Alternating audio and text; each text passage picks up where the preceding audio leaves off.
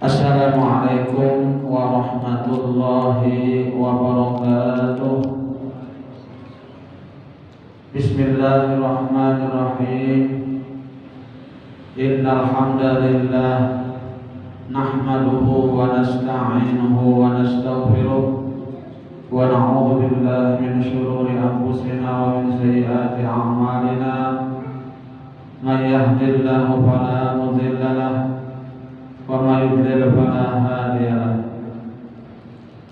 Asyhadu an la ilaha illallah wahdahu la syarika lahu wa asyhadu anna Muhammadan abduhu wa rasuluhu la nabiyya ba'dahu. Allahumma shalli wa sallim wa barik ala sayyidina Muhammadin wa ala alihi wa ashabihi ajma'in. Subhanaka la ilma lana illa ma 'allamtana innaka antal alimul hakim wa tub 'alaina innaka antat tawwabur rahim wa la haula wa la quwwata illa billahil 'aliyyil 'azim. Rabbi shrah li sadri wa yassir li amri wahlul 'uqdatam min lisani yafqahu qawli, amma ba'du. Hadirin jamaah salat maghrib Masjid Besar At-Taqwa yang dimuliakan Allah. Pertama-tama terlebih dahulu marilah kita sama-sama memanjatkan puji dan syukur kita kehadirat Allah Subhanahu wa taala. Karena dengan limpahan rahmat, karunia, taufik dan hidayahnya jualan, sehingga pada malam hari ini kembali kita dapat melanjutkan kajian kita tentang ilmu fikih kitab Sabilul Muhtadin yang membicarakan tentang hewan kurban. Kemudian salawat serta salam semoga senantiasa terlimpahkan kepada junjungan kita Nabi besar Muhammad SAW, pada keluarga beliau, sahabat beliau, dan orang-orang yang senantiasa mengikuti jejak langkah beliau ila yaumil qiyamah. Dan marilah kita pula sama-sama berniat atau memperbaharui niat i'tikaf dengan niat nawaitu an a'takifa fi hadzal masjid sunnatan lillahi ta'ala. Sengaja saya beriktikaf di dalam masjid ini sunnat atasku karena Allah Ta'ala. Hadirin jamaah sholat maghrib Masjid Besar Taqwa yang dimuliakan Allah. Baik, kita akan lanjutkan tentang pembahasan hewan kurban kemarin. Qala Malik rahimahullahu ta'ala wa nafa'ana bihi wa bi'ulumihi bid-darain amin. Warna binatang korban yang terbaik adalah warna putih. Kemudian setelah warna putih, kuning. Kemudian setelah warna kuning, kelabu. Abu-abu kan kita kelabu ini. Habuk kan? Kelabu. Kemudian merah. Kemudian belang putih dan hitam. Kemudian warna hitam. Ini terakhir warna hitam. Nah, jadi yang baik itu warnanya yang dicari dulu putih kalau ada. Amun kalau ada juga putih, kuning, ya kan? Kuning-kuningan, nah orangnya namanya kuning.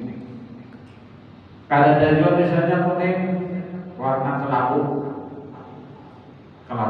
abu-abu warna. Kemudian kalau ada juga warna kelabu tadi warna merah dari.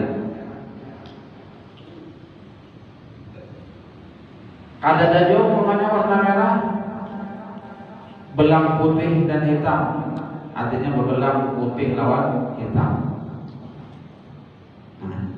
Kemudian kadadajo misalnya putih dan hitam, warna hitam yang terakhir, warna hitam, ya. Nah itu warnanya. Itu urutan warna binatang yang terbaik. Kemudian binatang yang jantan lebih afdol dari betina. Laki jadi kita jantan adalah lakian. Lebih afdol dari betina, bebinian.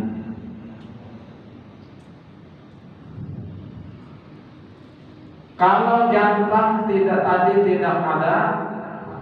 tidak banyak kawin, ya kan? Kalau jantan tadi yang dicari tidak banyak kawin, artinya belum bisa kawin, belum banyak lagi kawin, ya kan? Mencari kada tapi pangawin, ya kan? Apa sapinya nih?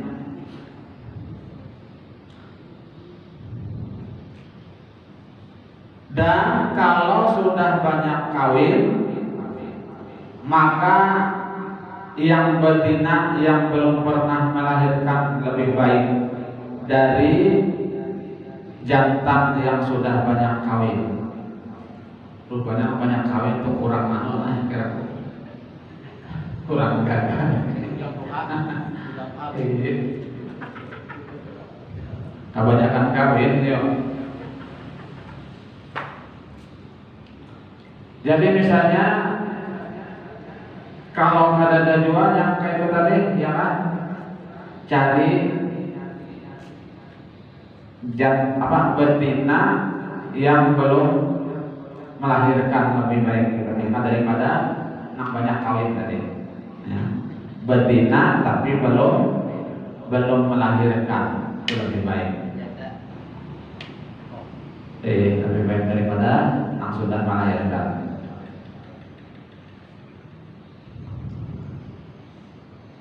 Yang gemuk lebih afdal dari yang kurus.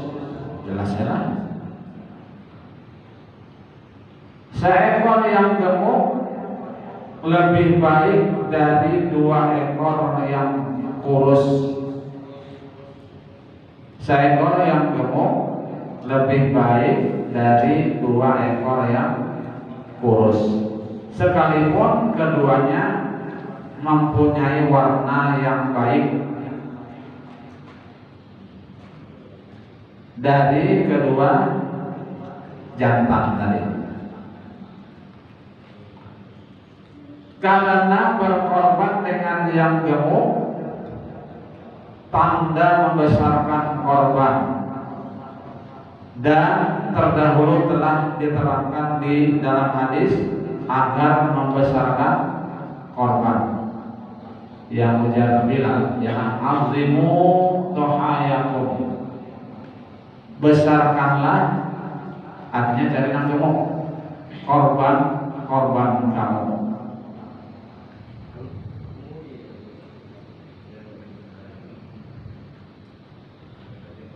Syarat korban, kalau dari unta hendaklah umurnya cukup 5 tahun.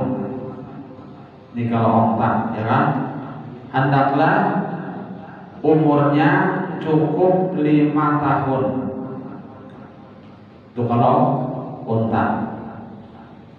Dan kalau sapi atau kerbau atau kambing, hendaknya umurnya cukup 2 tahun. Kalau sapi atau kerbau ini hadangan aja kita bahasa kampung, hadangan. Atau kambing, hendaklah umurnya cukup 2 tahun. Artinya sudah umur 2 tahun menjalani 3. Dan kalau biri-biri hendaklah umurnya cukup setahun. Kalau biri-biri.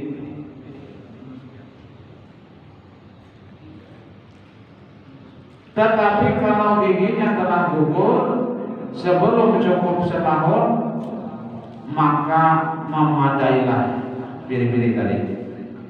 Tetapi kalau giginya telah gugur, artinya sudah berganti gigi, walaupun belum sampai setahun, maka memadailah, artinya cukup.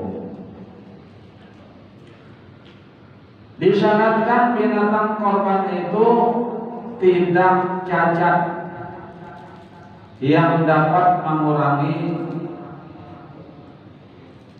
dagingnya, ya, dan tidak memadai kalau korban itu berkorengan kita, sekalipun hanya sedikit ada berkoreng, yang masih diharapkan hilang karena penyakit itu akan mengurangi harganya. Diterangkan di dalam kitab Majmu' yang dinukil dari para murid Imam Syafi'i, tidak memadai yang gunting dijadikan korban. Ini ujar murid Imam Syafi'i. Artinya tidak memadai yang gunting dijadikan korban. Ya kan, kalau ada yang hamil jangan dikorbankan, sayang, ya kan, sayangnya Pak, anaknya lompat juga.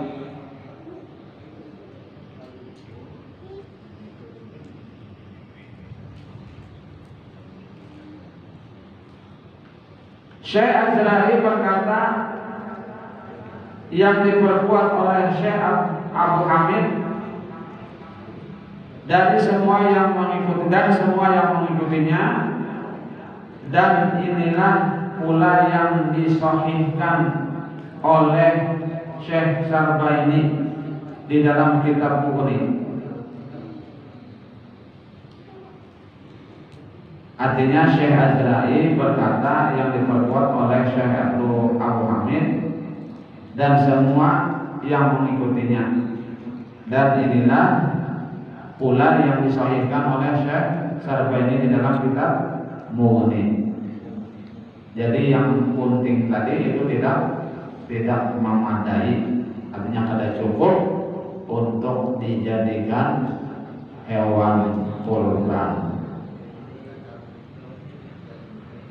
Dan yang dipegangi oleh Syekh Ibnu Hajar di dalam kitab Tuhfah dan Syekh Ramli di dalam kitab Nihayah, tidak memadai yang gunting, karena yang gunting itu dianggap cacat yang menyebabkan tidak boleh dijadikan korban. Yang gunting tadi. Dan telah diutarakan oleh para ulama bahwa yang gunting itu dianggap cacat baik untuk dijual maupun untuk dijadikan sedekah.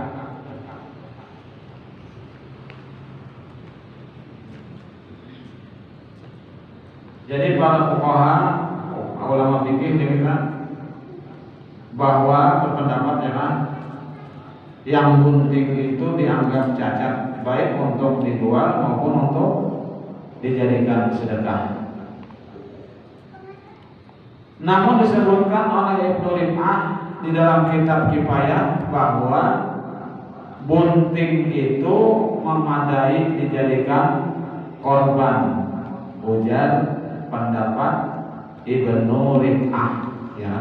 Yang gunting itu memadai, artinya cukup dijadikan korban. Dan kekurangan dagingnya ditambah dengan anak yang ada di dalam perutnya. Ujar Ibnu Rim'ah.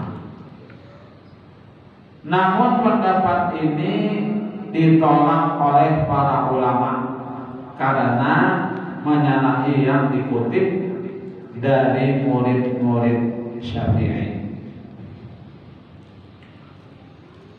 Dan mengenai pendapat yang mengatakan kekurangan daging ibunya dapat ditambah dengan daging anaknya yang ada di dalam perutnya, juga dibolehkan oleh mereka karena terkadang tidak cukup daging anaknya itu sebagai tambahan daging ibunya, karena mungkin hanya berbentuk gumpalan darah saja, bukan daging.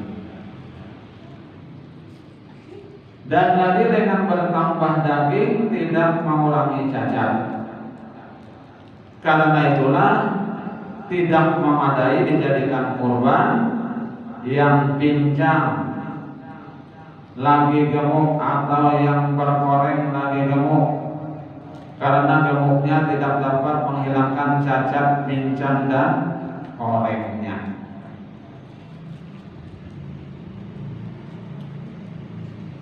Kalau ditanya orang yang penting di dalam zakat masih dihitung orang, tidak dianggap cacat. Kalau ditanya orang yang bunting di dalam zakat masih dihitung orang, tidak dianggap cacat dan dapat dijadikan zakat.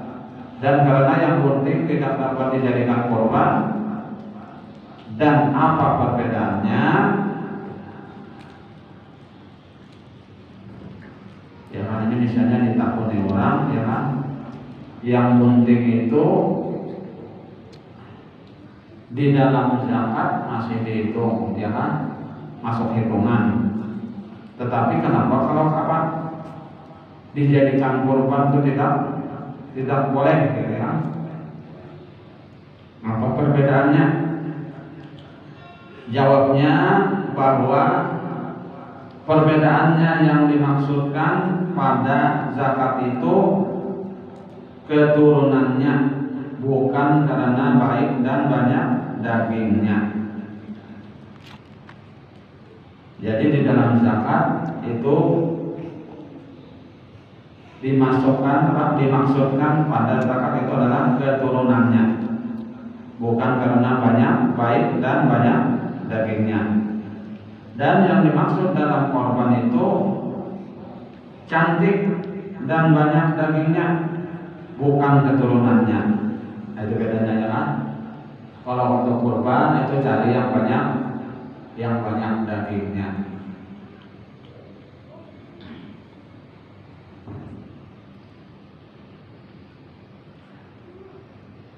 Inilah hukum yang bunting tadi diambil. Sedang yang baru melahirkan memadai dijadikan korban menurut pendapat Syekh Ibnu Hajar di dalam kitab Tuhfah. Yang baru melahirkan, ya. Dan menurut Syekh Ramli di dalam Nihayah, dan menurut Syekh Khatib Syarbaini tidak memadai. Jadi khilaf antara ulama atau fuqaha tadi tentang yang baru melahirkan.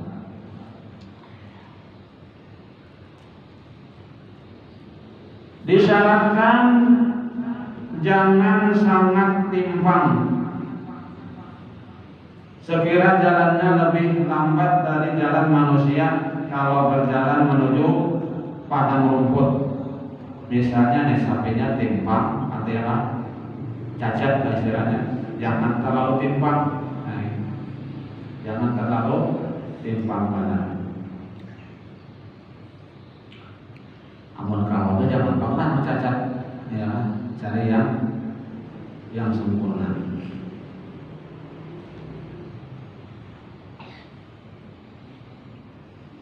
Disyaratkan jangan sampai timpang sekira jalannya lebih lambat dari jalan manusia kalau berjalan menuju padang rumput. Sekalipun yang menyebabkan pincang itu ada di bawah kakinya. Dan jangan pula terlalu kurus sehingga sum-sumnya berkurang, dan jangan pula sampai tidak tahu tempat makannya, dan jangan pula sampai tidak tahu tempat makannya yang mengakibatkan kurang makanan dan menjadi kurus. Dan jangan pula buta baik sebelah matanya atau keduanya, dan jangan pula